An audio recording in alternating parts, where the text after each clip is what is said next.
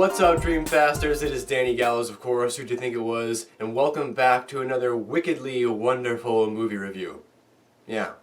So this weekend I was finally able to see the much anticipated Uncharted film, and you know, I wouldn't say that I was excited to see this movie, but I was definitely interested to see it because although I am a retro gamer, I still play my N64 and my PS2, I do have a couple of favorite streamers that I watch on YouTube for all of the new games, and I remember playing the Uncharted series, or not playing it, but watching the Uncharted series, and really enjoying it. You know, it's one of the best action, adventure, fantasy games out there.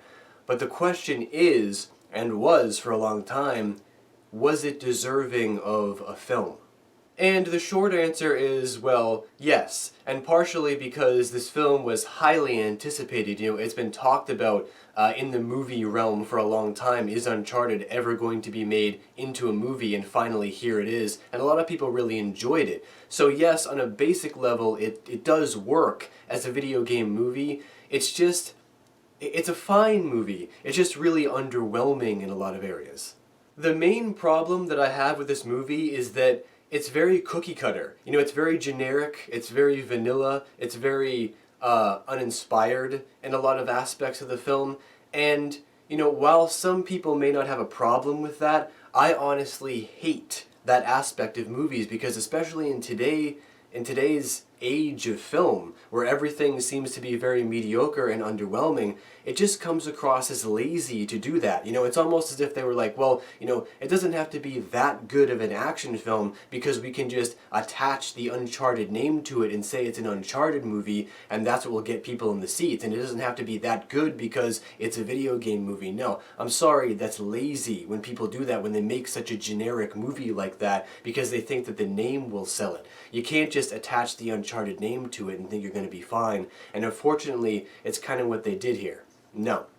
My other concern with this movie is Tom Holland and Mark Wahlberg, honestly, just themselves. Because the thing about Tom Holland is that he's great in the Spider-Man movies. I mean, he really is. He was the perfect casting for Spider-Man. And in this movie, we get to see him with his mask off, doing a lot of awesome stunts, and it's really cool. A lot of the movie is cool when it comes to Tom Holland's stunts and his performance throughout the movie. But the problem is that Nathan Drake is just a more older, experienced, weathered character. And Tom Holland, I think, was the wrong casting for this role because he's too young. He's too boyish in the face. He comes off as like a little kid. Like, I mean, obviously he's the younger brother, but in this movie he's literally the younger brother. It's not like a younger brother, it's like a kid brother almost. Like bringing like a 16-year-old kid along for the adventure, and it just didn't feel right. You know, it's very distracting, I would say, is the word I would use. Is all throughout the movie you're very distracted by Tom Holland because he's too young. And then when it comes to Mark Wahlberg, the problem with Mark Wahlberg is that he's not giving a performance. This is just like a mailed-in performance for him. He's got all the Mark Wahlberg mannerisms going throughout the film, and it can be funny at times. And Tom Holland and Mark Wahlberg do have kind of a slight chemistry there, so it can be fun to watch, it can be entertaining to watch at times, but Mark Wahlberg has just been playing himself for the last couple of films that he's been in, and it just gets tired after a while, man, especially with this film. The only thing that this film really has going for it is the action sequences. I mean, the action sequences are admittedly pretty fun. I mean, it is very entertaining to watch the action sequences, although they are very unrealistic and fantastical and overblown.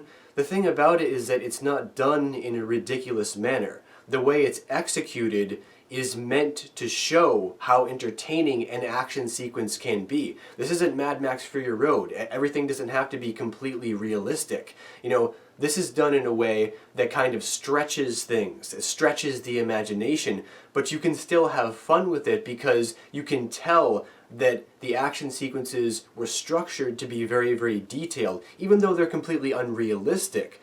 They're very detailed, and it's super fun to watch, right? It kind of has like a, almost like a Tomb Raider, kind of early 2000s action movie feel to it, which makes it really entertaining. And yeah, that's pretty much all I have to say about it. I mean, it's a fairly, simply put, basically, It's a fairly entertaining movie with a couple of really cool, fun action sequences, but overall it's just underwhelming and seems kind of, it's just kind of there and people are going to forget about it next week, and I hate that. It's 2022. Okay, back in the early 2000s would have been perfectly fine, but it's 2022 now. Now it just comes across as kind of like being lazy, and I don't like that aspect of the film. So, what am I going to give Uncharted, the movie, as an overall score?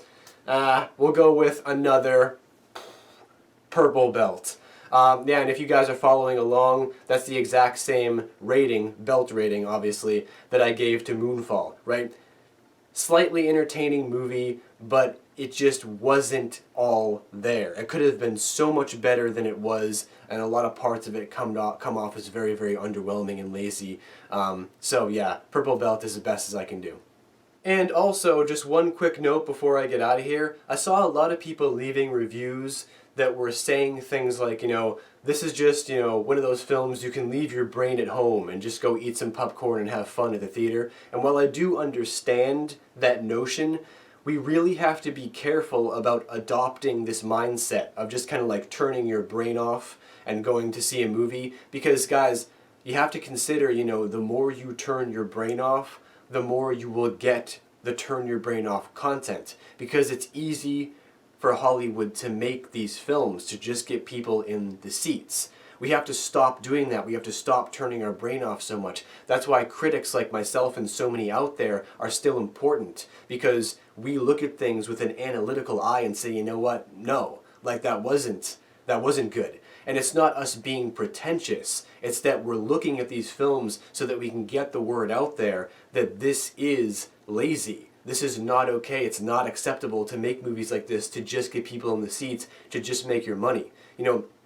We need to go back to a time where movie making was about the thrill and the excitement and the passion of making movies. People shouldn't be turning their brains off. They should have their brains fully on and consuming this content with open eyes and be able to enjoy every single aspect of it. And if you can't make movies like that, get the hell out of there and let new people come in and make films. So, rant over.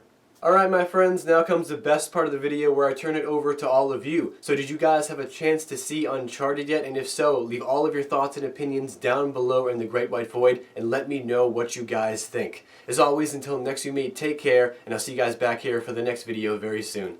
Later.